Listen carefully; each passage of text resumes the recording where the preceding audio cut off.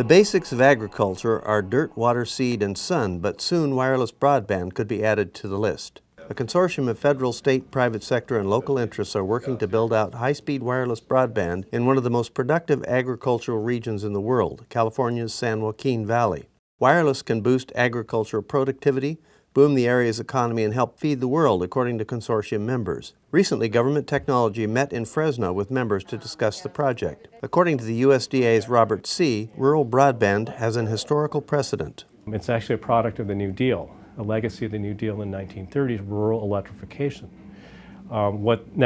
Electricity is everywhere. That's been done. So today's infrastructure piece that's needed is actually broadband in rural areas. Why Fresno? Partially, it's the Strong Cities, Strong Communities White House initiative working with the city of Fresno, that USDA is part of the federal team there. Because there are 6 cities that were picked for that, and Fresno is the only one in the West and only one in an ag region, and it is the only city where USDA is a member of an SE2 team. Among consortium members, the private sector figures prominently in building the region's economic strength. The plan here isn't so much the legislative side of things. It's really what our country, and especially California, is known for, which is innovation in creating revenue. We've always been able to create revenue, not relying on the government to be able to do that for us. So what we've decided to do is pull together all the different facets of the value ag chain, from the farmer to the exporter.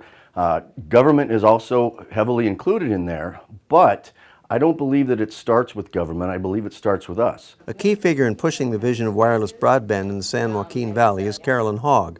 She's CIO of Fresno, California, and chairs the Strong Cities, Strong Communities initiative in the valley. Her current project is mapping existing wireless infrastructure and assessing the needs of agriculture, education, healthcare, and more. We can also partner with the smaller cities that may not have dependable broadband in their area so that they can become a part of this connection and collaboration project. So what does this mean to those who deal primarily in sun, seed, water, and soil, the farmers?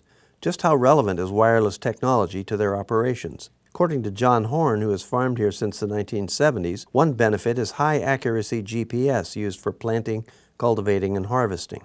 Yeah, you have to have the tower so it can operate. Yeah, Operate on the tractor, and that all comes from satellite.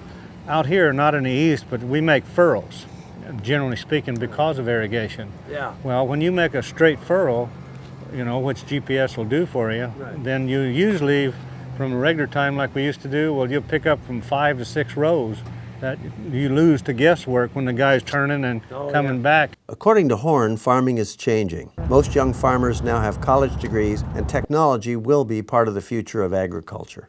I think it's going to be really the thing. Of course, I'm 75, so my brain don't absorb any of that stuff. I have to go get the young guys out and say, hey, look, I need to figure this out. And I said, well, shucks, all you got to do is punch that button. I said, yeah, punch it. For more on this and other tech stories, read Government Technology Magazine.